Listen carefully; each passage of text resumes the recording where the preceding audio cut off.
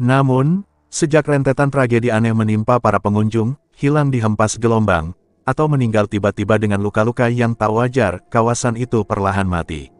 Villa cantik itu, dengan kolam renang yang airnya kini keruh dan lumutan, hanya sesekali dikunjungi warga yang sekadar memancing di muara sungai. Selebihnya, sunyi, hanya desir angin dan bau laut yang setia singgah. Di rumah joglo sederhana milik kepala desa, Pak Lurah Waluyo, suasana berbeda tampak pagi itu. Seorang tamu datang membawa kabar dari sebuah kampus besar di Jakarta. "Begini, Pak Lurah," ujar pria berjas alma mater sambil meneguk teh hangat. "Depan mahasiswa kami akan mulai KKN di sini. Kami sudah survei, kondisi desa Bapak cocok untuk program pemberdayaan masyarakat, terutama pengelolaan hasil hutan dan potensi laut." Pak Waluyo mengangguk penuh semangat. "Alhamdulillah, Mas, warga kami memang perlu dibimbing, soal cara ngelola hasil laut, hasil hutan, apalagi kalau bisa tambah ilmu bikin produk olahan. Tentu, Pak, kami juga sudah berkoordinasi dengan dinas. Nanti kami bawa mahasiswa putra-putri. Lokasinya di villa yang sudah lama kosong itu, boleh kan dipakai?" Pak Waluyo menepuk paha pelan. "Boleh, Mas, monggo dipakai. Asal dijaga baik-baik, soalnya banyak cerita mistis di sana." Pria itu sempat menelan ludah, agak tegang. "Mistis, Pak?" Pak Waluyo tertawa kecil, "Hehehe, namanya juga kampung pinggir pantai selatan, Mas. Ada-ada saja ceritanya." Malam mulai turun, perlahan menenggelamkan sinar senja di ufuk selatan. Wiro dan Anjani memutuskan tinggal semalam lagi di sebuah hotel wisata tak jauh dari salon tempat Anjani mengecat rambutnya tadi siang. Lokasinya strategis, hanya ratusan meter dari pasir pantai berkarang yang masih alami. Setelah menaruh barang, mereka berjalan ke tebing bebatuan untuk menikmati angin malam. Gelombang laut malam terdengar berat, memecah kesunyian di antara tawa kecil mereka berdua. Sesekali Wiro menggoda Anjani, menirukan gaya rambut putihnya seperti tokoh kartun, membuat Anjani tertawa kesal dan memukul pundaknya pelan. "Mas, jangan ngeledek terus dong. Hehe, ya soalnya kamu tambah mirip sama gadis-gadis yang ada di handphone." Anjani mendengus sambil tertawa, "Ya sudah, nanti malam aku bikin Mas Wiro menyesal." "Loh, kok ngeri banget nadanya?" sahut Wiro. "Biar kapok," ujar Anjani ketus namun manja. Setelah puas bercengkerama di bebatuan, mereka kembali ke hotel. Anjani tertidur lebih dulu, kelelahan dengan aktivitas hari itu, sementara Wiro menatap malam dari balkon, memikirkan tujuan perjalanan mereka ke barat mencari ayah, menuntaskan takdir. Di pagi harinya di sisi lain dunia, sinar matahari memercik di antara kaca jendela besar sebuah rumah mewah bercorak klasik Jawa di pinggiran kota Jakarta. Aroma teh hangat bercampur tempe goreng baru saja diangkat dari wajan memenuhi ruang makan. Arka Dewi, putri Ki Wiro Suryo dan Maharani, nampak sibuk merapikan buku-buku tebal ke dalam ranselnya. Hari itu ia harus berangkat KKN bersama teman-temannya. Ia terlihat sedikit gugup, tapi juga antusias. "Pak, Bun, Dewi pamit dulu ya," katanya pelan sambil menunduk hormat. Maharani memeluk bahunya, "Kamu jadi KKN-nya, Nduk?" "Jadi, Bun, meskipun lokasinya jauh banget," keluh Dewi sambil tersenyum tipis. Ki Wiro Suryo baru saja duduk di kursi makan, meneguk teh panasnya. "Kamu jadinya ke Jogja, Nduk?" "Nggih, Pak, sudah ditentukan kampus," jawab Dewi. Ki Wiro Suryo menepuk pundaknya dengan lembut, "Ya sudah, hati-hati ya. Biar diantar sama Om Riki sekalian." Tak lama kemudian, Arka Dewi menyalami satu persatu. Ia juga mencium tangan Bunda Rosa, salah satu istri Ki Wiro Suryo yang lain. Rosa membalasnya dengan senyum hangat, meski raut khawatir tetap tampak di wajahnya. Setelah Dewi keluar bersama Riki Afandi, pria berwajah dingin namun setia menjadi tangan kanan Ki Wiro Suryo, suasana rumah sedikit lengang. Rosa dan Maharani lalu mendekat ke Ki Wiro Suryo. "Pak, Dewi nggak dikasih bekal apa-apa. Ilmu kek, pegangan kek?" tanya Maharani. Rosa menimpali, "Iya Mas, daerah pesisir itu kan mistisnya luar biasa." Ki Wiro Suryo tersenyum tipis, menatap jauh ke arah jendela. "Aku tak pernah benar-benar membiarkan anak-anakku pergi sendiri, tapi kalau ku bekali ilmu gaib, justru itu akan menarik perhatian hal-hal buruk ke arahnya." Rosa menunduk pelan, paham maksud sang suami. "Iya juga ya, Mas." Maharani ikut menimpali sambil menarik napas lega. "Ya sudah, nanti kita doakan dari sini saja, semoga semua lancar. Ki Wiro Suryo mengangguk, lalu menoleh lagi. Kalian nggak ke pabrik hari ini? Mungkin agak siangan, Mas, sahut Maharani sambil menepuk bahu Rosa, mengajaknya ke dapur. Ya sudah, kalau gitu sarapannya biasa saja. Nasi pecel sama teh panas cukup, jawab Ki Wiro Suryo sembari merapikan kain sarungnya. Tak lama kemudian, suasana rumah kembali bergeliat. Ki Wiro Suryo tampak merenung dalam diam, pikirannya jauh, seolah merasakan getaran yang tak biasa dari arah selatan. Ia tahu, cepat atau lambat, benang takdir antara anak-anaknya, dunia gaib, dan para pewaris ajian kuno, akan kembali menjerat mereka semua. Dan di luar sana, di jalan pesisir, RX King yang dikendarai Wirogeni terus menderu, membawa Anjani dengan rambut putih barunya menembus sore yang sepi, menuju satu demi satu misteri yang perlahan menampakkan wujudnya. Pagi itu, suasana di halaman kampus sudah riuh sejak jam 7. Deretan mahasiswa berlalu lalang sambil menenteng tas karier besar, dus mie instan, galon kosong, matras, sampai panci, semuanya menumpuk di sekitar mobil elf putih yang disewa khusus untuk kegiatan KKN. Arka Dewi berdiri di samping elf bersama 3 temannya sesama perempuan. Rina, gadis lincah yang hobi bawa Tupperware isinya keripik. Ika, si anak rajin yang tak pernah jauh dari catatan kuliah. Sari, paling bawel soal skincare meski mau tinggal di desa. Sementara 5 anak cowok lainnya sudah heboh sendiri di dekat bak truk logistik. Salah satunya ada Ardi, yang dari tadi sibuk ngitungin kardus berisi logistik dapur. "Woi, Dewi, kamu bawa kompor gas, enggak?" teriak Ardi dari belakang elf. Arka Dewi nyengir sambil menepuk ranselnya. "Tenang, kompor gas dan tabungnya sudah aku masukin list." Rina menimpali, Dew, itu skincare kamu udah kamu packing, belum? Jangan sampai di desa kamu jerawatan." Arka Dewi tertawa, "Yah, kamu itu yang bawa skincare segambreng, Rin. Aku mah bawa secukupnya." Ika menimpali dengan nada serius. Guys, jangan cuma ngomongin skincare. Kita harus siapin modul penyuluhan juga, loh. Nanti kalau sampai sana malah lupa." Langsung Ardi nyeletuk, "Tenang aja, Bu Ketua Kelompok." Sambil pura-pura hormat, mereka semua tertawa, canda dan kesibukan. Tak jauh dari situ, Sari masih sibuk muter-muter nyari colokan power bank sambil mengomel, "Aduh, nanti di sana sinyalnya gimana ya, guys? Aku kan nggak bisa hidup tanpa update story." Ika langsung menatapnya tajam. "Sari, kita ini mau KKN, bukan healing." Sari manyun, "Ya ampun, Kak, tetap pengen story dikit-dikit gak apa-apa kan?" Arka Dewi cuma geleng-geleng sambil ikut membantu teman-temannya menaikkan kardus sembako ke bagasi elf. Briefing sebelum berangkat. Tak lama, Pak dosen pembimbing datang mendekat sambil membawa clipboard. Suaranya keras dan tegas, "Anak-anak, tolong dicek lagi logistiknya, nanti di desa susah belanja. Pastikan obat-obatan pribadi juga lengkap." "Iya, Pak," jawab mereka kompak. "Ingat, di sana kita KKN, bukan wisata. Jadi tetap jaga sikap, hormati adat setempat, terutama kalau kalian berinteraksi dengan warga." Ardi nyeletuk setengah bercanda, "Pak, kalau jodoh sama warga setempat gimana?" Seketika semua ngakak. Pak dosen ikut tersenyum sambil geleng-geleng kepala. "Jodoh bonus, tugas utama tetap KKN, ya." Setelah semua barang dicek dan dihitung, mahasiswa satu persatu naik ke dalam elf. Teriakan kecil, saling ejek, bercanda tentang siapa yang bakal nyuci piring duluan nanti di posko, membuat suasana semakin ramai. Arka Dewi duduk di dekat jendela, menatap pelan ke arah gerbang kampus yang perlahan menjauh saat mobil elf bergerak. Di hatinya, ada rasa penasaran bercampur was-was, mengingat pesan ayahnya, Ki Wiro Suryo, soal tetap berhati-hati di wilayah pesisir selatan. "Dew, nanti di sana kamu harus jaga diri ya," bisik Rina pelan di sampingnya. Arka Dewi mengangguk sambil menenangkan hati. "Iya, Rin, tenang aja. Bapakku sudah ngajarin banyak hal."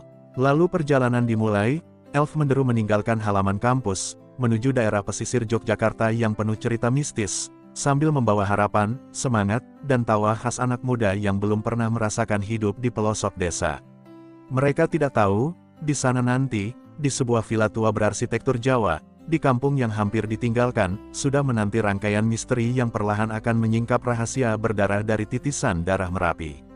Perjalanan siang cukup lancar melewati kota demi kota, hingga akhirnya mobil elf putih yang mereka tumpangi bergerak pelan melewati jalur aspal yang mulai retak-retak, menandakan mereka sudah mendekati kawasan pinggir selatan Jawa.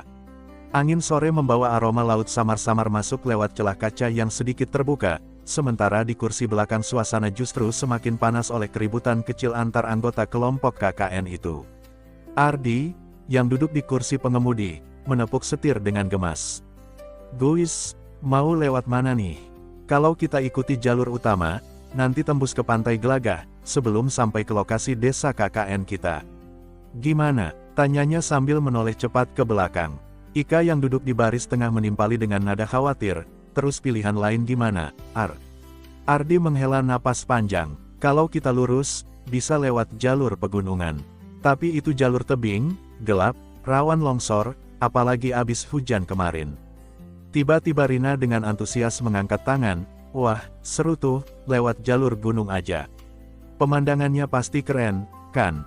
Yudi langsung nyolot, matanya melotot sedikit. "Heh, nenek sihir. Kita ini KKN, bukan healing. Lagian ini udah hampir maghrib, lo mau nyasar di gunung?" Rina yang duduk berdempetan dengan Alvin langsung menoleh tajam. Biasa aja dong ngomongnya, enggak usah nyolot gitu kali," ujarnya sambil memeluk tangan Alvin makin erat. Yudi menahan kesal, menunjuk ke arah mereka berdua. "Lagian lo berdua dari tadi mesra-mesraan mulu di kursi belakang. Heh. Ingat ya, kalau sampai kita kenapa-napa gara-gara kalian nggak fokus, tanggung jawab lo." Alvin cuma nyengir sambil mengecup pelipis Rina. "Hele, iri bilang bos. Hidup lo butek banget sih, bro," sahutnya santai. Arka Dewi yang sedari tadi diam akhirnya angkat bicara dengan nada tegas. Udah. Apaan sih kalian ribut terus? Mau nyampe enggak? Kepala aku udah pusing nih. Ardi, kita lewat jalur utama aja. Jangan lewat gunung aneh-aneh, banyak cerita angker juga kan," ujarnya sambil menatap tajam ke semua orang. Begitu Dewi bicara, suasana langsung hening. Semuanya tahu, Dewi memang sering jadi panutan. Bukan hanya karena wibawa dan kepintarannya, tapi juga karena statusnya sebagai anak Ki Wiro Suryo, orang yang diam-diam disegani oleh sebagian besar masyarakat. Ardi langsung mengangguk patuh. "Oke, Kapten, jalur utama, siap laksanakan," candanya, mencoba mencairkan suasana. Perjalanan berlanjut, matahari perlahan menurun, memancarkan warna merah kekuningan yang semakin tajam di ufuk barat. Jalanan makin lengang, hanya sesekali mereka berpapasan dengan truk pengangkut pasir atau motor nelayan yang pulang dari laut. Sementara di baris tengah, Ika sudah tertidur pulas dengan kepala bersandar di jendela. Dewi tampak sibuk main HP meskipun sinyal naik turun. Rina dan Alvin masih saja tenggelam dalam dunia mereka sendiri. Sesekali Dewi melirik ke arah pasangan itu dengan napas berat. Bukan iri, tapi benar-benar risih melihat gaya pacaran mereka yang tak kenal tempat. Terlebih, tangan Ardi sengaja ditutupi jaket dan diletakkan di antara dua paha Rina, dan mereka nampak sangat menikmati hal tersebut. "Ya ampun, anak ini, enggak bisa nahan apa," gumam Dewi dalam hati. Di luar, lampu-lampu jalan mulai menyala satu persatu, menandakan malam sebentar lagi turun sepenuhnya. Perjalanan terus berlanjut. 2 jam kemudian, mobil elf itu berguncang keras saat menuruni aspal yang berubah drastis menjadi jalan berbatu. Suara gesekan ban dan bebatuan menghantam kolong mobil membuat suasana dalam kendaraan makin tegang. Di luar, kabut putih turun begitu saja, tebal, dan terasa dingin menusuk kulit meskipun kaca mobil tertutup rapat. Ardi meremas setir erat-erat, matanya menatap penuh keraguan pada jalur yang terpampang di layar ponsel. "Lo yakin ini jalurnya, Ar?"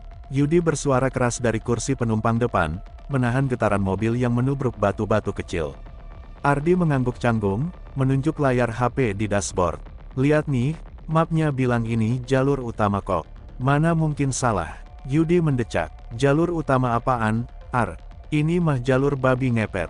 Ardi tidak menjawab, matanya terus mengawasi ke depan, tapi kabut makin tebal, seolah menelan cahaya lampu utama elf mereka.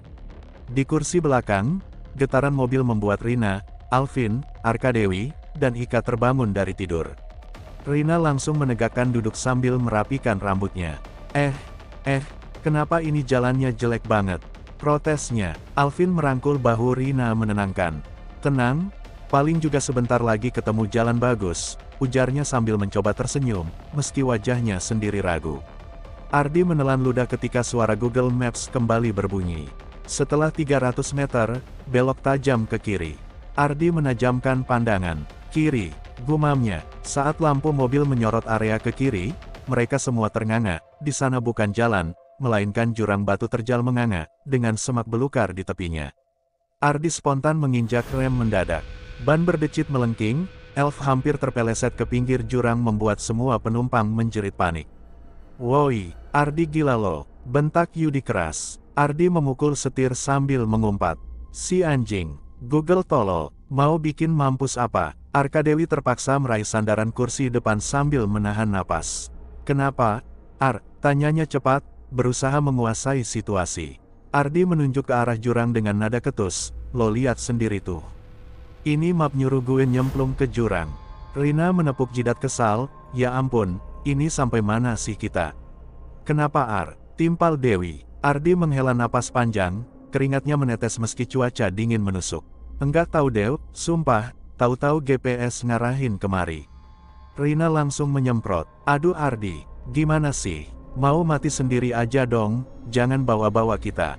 Yudi membalas dengan suara tinggi. "Heh, jaga mulut ya, kalau nggak mau ditinggal di sini sekalian." Alvin ikut menengahi dengan nada agak ketus, "Sabar bro, jangan keras-keras, kita lagi sama-sama susah."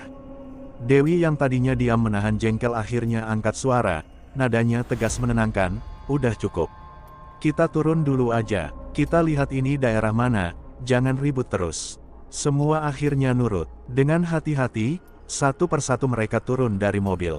Ardi memundurkan Elf pelan-pelan agar posisinya tidak lagi menghadap jurang. Begitu semua turun, suasana semakin mencekam. Gelap, nyaris tak ada cahaya kecuali dari lampu mobil yang samar menembus kabut tebal. Tidak ada rumah warga, hanya tebing-tebing batu tinggi di kiri kanan jalan, diselimuti semak liar dan pohon-pohon kecil yang tampak menakutkan di bawah sinar redup. Ika menggigil sambil merapatkan jaketnya. "Kok horor banget sih tempat ini?" Yudi mencoba menelpon mobil logistik, tapi nihil, tak ada sinyal sama sekali. "Sinyal mati total," serunya frustrasi. Alvin menyalakan senter HP, menyorot sekitar. Samar terlihat papan kayu usang di pinggir jalan, tulisannya nyaris tak terbaca karena lumut tebal.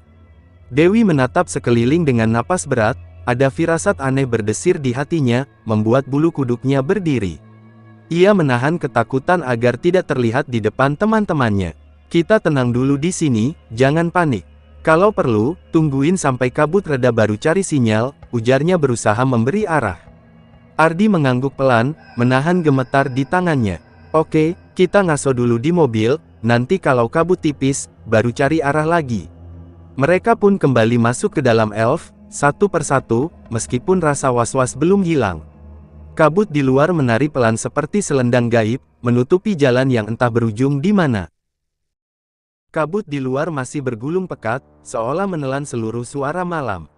Angin lembab meniup dedaunan liar di tebing, menimbulkan suara gesekan samar yang menyerupai bisikan.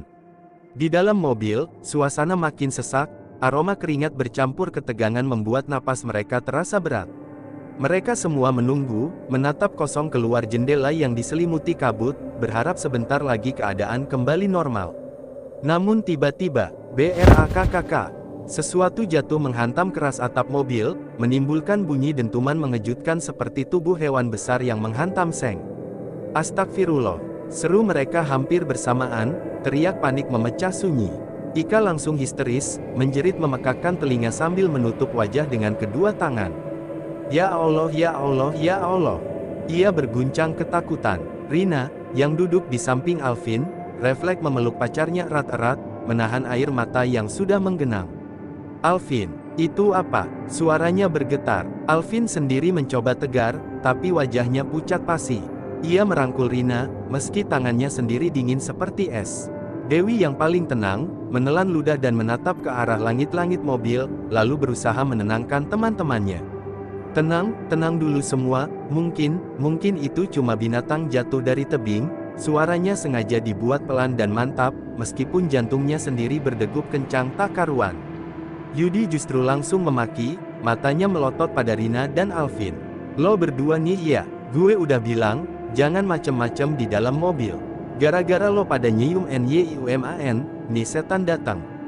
Bentaknya tanpa tedeng aling-aling. Rina langsung membalas sengit meskipun ketakutan. Apa sih Yud, nggak ada hubungannya kali. Alvin pun ikut menimpali, iya bro, jangan nyalahin kita, salahin nih si Ardi, bawa mobil aja nyasar.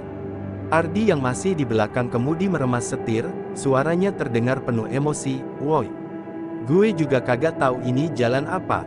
Bangsat emang Google. Pertengkaran mereka makin panas, suasana di dalam mobil serasa pengap dengan umpatan dan ketakutan yang bercampur. Dewi akhirnya berteriak memotong. Cukup, berhenti, semua diam. Seketika suasana hening, hanya suara napas mereka yang terengah. Namun di tengah keheningan itu, mobil tiba-tiba bergetar, seperti ada sesuatu dari luar yang mencoba mengguncangnya. Badan mobil terayun ke kiri dan ke kanan, membuat Ika berteriak histeris lagi. Ya Tuhan, ya Tuhan, ya Tuhan. Rina menjerit sambil menangis, memeluk Alvin erat-erat. Alvin sendiri tak mampu lagi menenangkan pacarnya, ia hanya terdiam, matanya menatap nanar keluar jendela, mencoba menembus kabut, kalau-kalau ia bisa melihat apa yang sedang mengguncang kendaraan mereka. Ardi memegang setir makin erat, matanya membesar menahan panik. Anjir, ini mobil diapain? Dewi menarik napas dalam, berusaha menenangkan pikirannya di tengah rasa takut yang menindih dadanya. Ia menengok keluar, tetapi sama sekali tak ada apa-apa selain kabut putih yang berputar aneh di sekeliling. Tenang dulu, tenang, jangan buka pintu, apapun yang terjadi jangan keluar, katanya tegas, menatap satu-satu wajah teman-temannya yang pucat. Getaran itu berhenti mendadak, sunyi. Begitu sunyi sampai mereka bahkan bisa mendengar detak jantung masing-masing. Beberapa detik mereka hanya saling menatap, tak berani bicara. Tiba-tiba, GREEKKKKK, suara menyeret sesuatu di atas mobil membuat bulu kuduk mereka berdiri serempak. Seperti kuku raksasa yang menyeret seng, menorehkan desit logam panjang yang menyakitkan telinga. Ika menutup telinga sambil menunduk menangis. Tolong hentikan, teriaknya pilu. Dewi mencoba menguatkan diri, menekan rasa takutnya sekuat tenaga. Baca doa, semua baca doa. Bismillah, baca. Ia mengguncang bahu Ika agar sadar. Mereka semua serempak membaca doa, meski suara mereka terbata dan gemetar. Sementara di atas, suara itu masih berputar, seolah makhluk asing merayap dan mengelilingi mereka, menunggu mangsa. Hanya suara angin malam dan bisikan samar entah dari mana, menyelinap menembus celah-celah pintu mobil. Baunya aneh, lembab bercampur amis seperti bangkai. Yudi meremas rosario kecil di sakunya sambil berdoa keras. Gue kapok, sumpah kapok, abis ini gue nggak mau macem-macem lagi. Gumamnya berulang. Mobil berguncang sekali lagi, lalu berhenti mendadak. Sunyi, benar-benar sunyi. Dewi memaksa dirinya mengintip keluar kaca mobil, dan di sela kabut, samar-samar ia melihat bayangan besar berdiri di tebing, tingginya seperti menutupi rembulan, matanya merah menyala menatap mereka dalam diam. Dewi tercekat, tenggorokannya terasa kering, namun ia harus tetap memimpin teman-temannya yang sudah setengah gila karena ketakutan. Jangan ada yang keluar, suaranya bergetar, menahan air mata. Apapun yang terjadi, tetap di sini. Yang lain menoleh dengan pandangan putus asa, tak ada yang berani membantah. Malam di jalur pesisir itu benar-benar terasa seperti neraka, menelan mereka di antara kabut, tebing, dan entah makhluk apa yang kini mengintai di luar sana. Bagus, kita langsung teruskan dengan nuansa mencekam dan pertarungan yang fantastis, sesuai arah ceritamu. Keheningan di dalam mobil nyaris memecahkan telinga. Mereka hanya bisa mendengar degup jantung masing-masing, tak beraturan, penuh ketakutan. Namun ketenangan itu runtuh seketika. Tap, tap, sesuatu bergeser di atas mobil. Rina yang duduk merapat di jendela menjerit tertahan ketika matanya menangkap rambut panjang, lusuh, hitam, bergelayut turun dari atap mobil, mengayun pelan-pelan menutupi sebagian kaca samping. Astagfirullah, teriaknya panik, sampai suaranya parau. Semua kepala menoleh serempak ke arah yang sama. Helaian rambut itu begitu jelas, seolah disengaja dipamerkan, menambah rasa mual dan sesak di dada mereka. Belum sempat mereka menarik napas, di kaca samping lain terlihat sepasang kaki, putih pucat, menggantung begitu saja seolah berdiri di udara. Dari kaca depan mobil, muncul pula jemari kurus dengan kuku panjang hitam, perlahan merayap seakan hendak meraih kap mobil dan mencengkeramnya, bersiap melempar mobil bersama para penumpangnya ke jurang. Ika menjerit sekuatnya, lalu menangis sambil memeluk Dewi erat-erat. Rina juga menggigil hebat, tak kuasa menahan air mata. Ardi yang sedari tadi gemetar hebat langsung pingsan, tubuhnya limbung menimpa setir mobil. Alvin dan Yudi yang selama ini sok kuat pun kini tampak ketakutan setengah mati, wajah mereka tak lagi bersisa warna selain pucat. Dewi berusaha menahan seluruh getaran takutnya, meski bibirnya bergetar hebat. Ia merapal doa sambil memeluk Ika yang gemetaran di bahunya. Bismillahirrahmanirrahim, lindungi kami ya Allah. Tiba-tiba mobil berderit, bergoyang keras, mereka semua menjerit bersamaan saat badan mobil terangkat dari tanah. Ya Allah! Dari luar, samar di balik kabut, mereka melihat sosok tinggi besar muncul, berjalan pelan mendekati mobil. Setiap langkahnya membuat tanah bergetar, batu-batu kecil di tebing berguguran. Wujudnya benar-benar menakutkan, hitam legam, setinggi hampir 4 meter, matanya merah menyala seperti bara api, taring panjang mencuat, hampir mirip gorila raksasa, namun tubuhnya jauh lebih menyeramkan dan berbau amis menusuk hidung. Sosok itu merentangkan lengannya, hendak meraih sesuatu di atas mobil.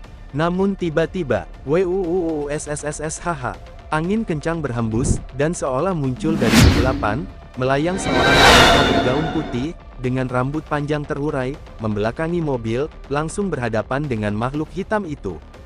Sosok bergaun putih itu tak bersuara, namun tubuhnya bergetar. Hebat seperti menahan amarah. Entah bagaimana, aura dingin menusuk menyeruak ke seluruh sudut jalan, membuat kabut semakin tebal dan menekan dada mereka. Dari dalam mobil, Dewi dan yang lain hanya bisa menatap ternganga, melihat dua makhluk aneh itu seperti beradu tatapan, saling menantang, saling mengancam. Mereka tampak berkomunikasi, namun suaranya tak dapat didengar, hanya gerakan tangan, sorot mata, dan desisan tak jelas. Tiba-tiba, makhluk hitam itu meraung keras, suaranya mengguncang jendela mobil, menimbulkan getaran yang menusuk gendang telinga. Lalu, dengan gerakan cepat, ia meraih wanita bergaun putih itu, mencengkeram lehernya, mengangkatnya tinggi ke udara, kemudian menghantamkannya ke batu di tebing. Tubuh wanita itu terpental jauh, jatuh menghantam tanah keras. Suaranya membuat mereka semua bergidik, seolah tulangnya patah seketika. Namun sosok bergaun putih itu tak mati, ia langsung bangkit dengan gerakan aneh, tubuhnya berputar, lalu melayang kembali menyerang, menghantam wajah monster hitam itu dengan kekuatan luar biasa. DUARR. Debu dan batuan berhamburan, mengaburkan pandangan mereka di dalam mobil. Suara benturan seperti dua raksasa bertarung mengguncang bumi. Makhluk hitam menahan pukulan itu, lalu membalas meninju perut sosok bergaun putih sampai terangkat dari tanah dan berteriak melengking menembus kabut. Serangan demi serangan terus berlanjut, cepat, liar, membuat pepohonan di sekitar bergetar dan patah-patah. Dewi hanya bisa ternganga, menahan napas. Ya Allah, ini apa, gumamnya ketakutan, matanya berkaca-kaca. Ika memeluknya erat, menangis sesenggukan. Dewi, gue mau pulang aja Dew. Alvin meremas pundak Rina, sumpah Rin, gue kapok, abis ini gue tobat Rin. Yudi pun hanya bisa terdiam, menunduk, membaca doa sepelan mungkin meski lidahnya keluh.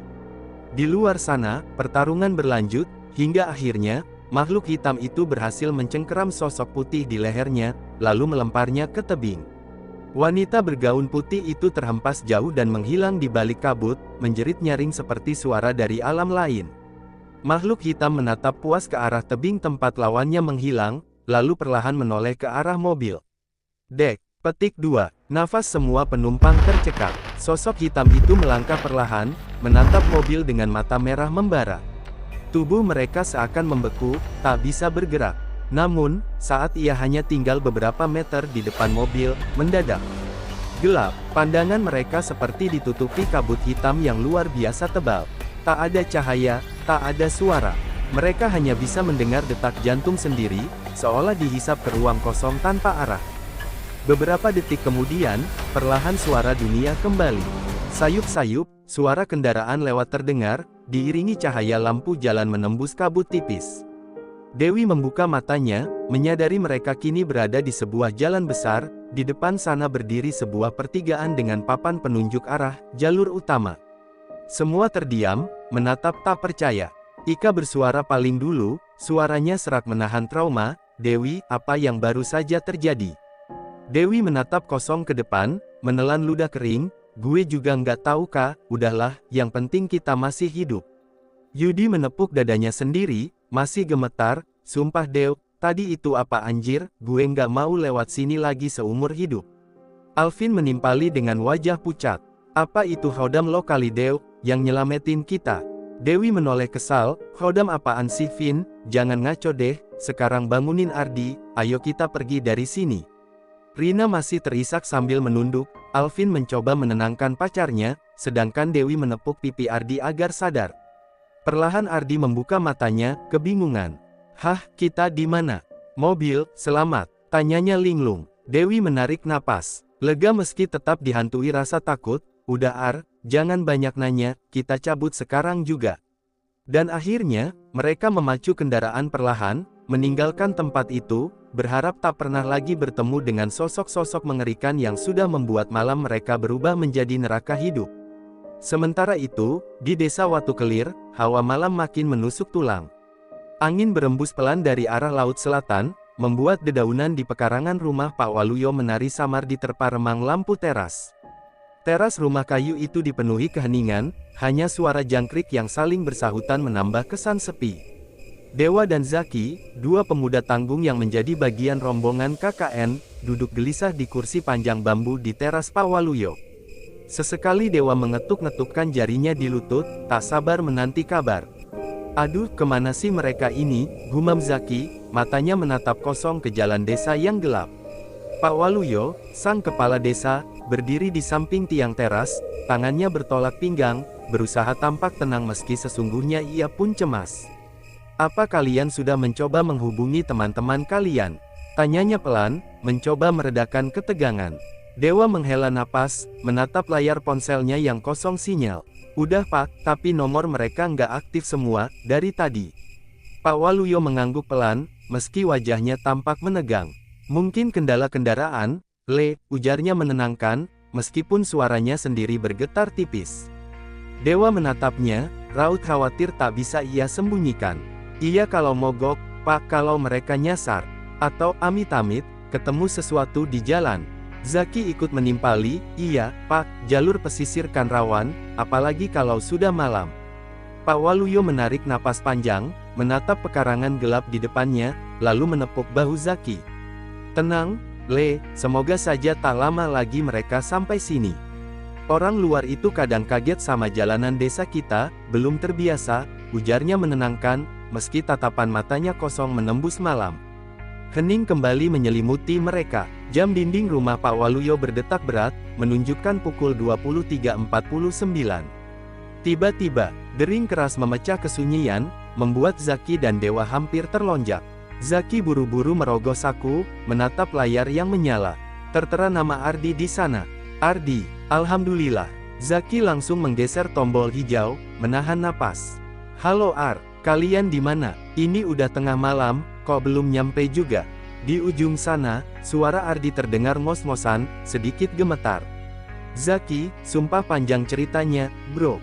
Kita baru keluar dari daerah yang serem banget, kabut, jurang, sinyal hilang, pokoknya ribet. Sekarang kita lagi di pertigaan perbatasan, deket papan jalur utama. Lo bisa sarelok, enggak? Pak Waluyo cepat-cepat mendekat, menepuk lengan Zaki, meminta ponsel itu. Coba sini, Le. Zaki menyerahkan ponselnya, dan Pak Waluyo langsung berbicara dengan tenang. Halo, nak, kamu tenang ya? Dari pertigaan itu, mundur sekitar 1 kilometer saja, nanti ada jalan kecil ke kanan. Pelangnya tulisannya Watu Kelir, jalannya memang sempit, tapi sudah diaspal. Dari sana cuma 30 menit kalian akan sampai sini. Ardi di ujung sana terdengar sedikit lega. Siap, Pak, terima kasih banyak, sumpah ini, aneh banget perjalanan kita, Pak. Pak Waluyo menenangkan, ora usah khawatir, nak, alon-alon wae, yang penting selamat. Hati-hati ya, jalannya menurun nanti. Oke Pak, makasih Pak. Telepon pun ditutup. Zaki dan Dewa menghela napas panjang nyaris bersamaan. Ya Allah, akhirnya kabar juga, gumam Dewa menepuk dadanya. Pak Waluyo menatap mereka berdua. Kalian sudah salat Isya belum? Kalau belum, salat dulu di musola sana, biar hati adem. Orang kalau mau menolong orang lain, pikirannya harus tenang. Dewa dan Zaki mengangguk patuh. Iya Pak, mereka pun bangkit, menuju musola kecil di samping rumah, meninggalkan Pak Waluyo yang berdiri sendirian di teras, menatap langit kelam penuh bintang. Dalam hatinya ia berdoa semoga rombongan mahasiswa itu selamat sampai desa tanpa gangguan lain. Di tengah jalan, mobil Ardi yang kembali berjalan perlahan menembus gelap, mulai menuruni jalur sempit sesuai arahan Pak Waluyo. Dalam mobil, suasana masih tegang. Dewi terus menggenggam tasbih kecil di tangannya, sesekali matanya terpejam merapal doa. Yudi menatap jalanan di depan sambil menahan takut, dan Alvin berusaha menenangkan Rina yang masih syok. Gila, ini perjalanan KKN paling horor seumur hidup gue, gumam Alvin. Lo masih sempat bercanda, sahut Rina, menahan tangis. Ardi mencoba memecah suasana, meski suaranya serak, udahlah guys, dikit lagi sampai, sabar, kita nggak mau kejadian kayak tadi terulang lagi kan. Tak ada yang menimpali. Mereka semua hanya menghela napas berat, menatap gelapnya jalan menurun, sambil berharap Watu Kelir benar-benar menjadi tempat aman setelah neraka perjalanan yang mereka alami.